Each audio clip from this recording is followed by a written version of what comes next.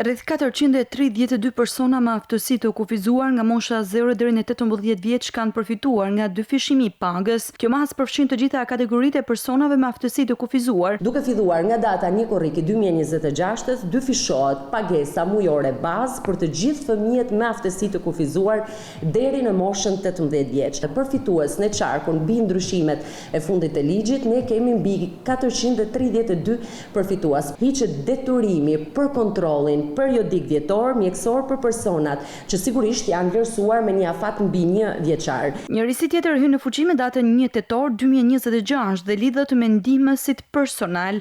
Deri më sot, vetëm ndihmësit personal të personave me status paraplegjik apo tetraplegjik përfitonin përjullje në njëse kujdesit si përjull sigurimi, qoftë për efekt pleqërie, por gjithashtu edhe për efektet të përfitimit të barrëlindjes.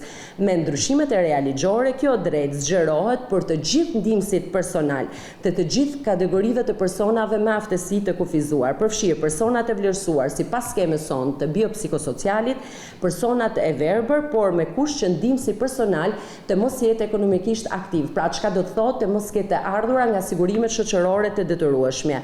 Masat e reja pritet të kenë një ndikim të drejtë për drejtë në përmirësimin e kushteve të jetesës dhe në rritjen e mbështetjes institucionale për këtë kategori.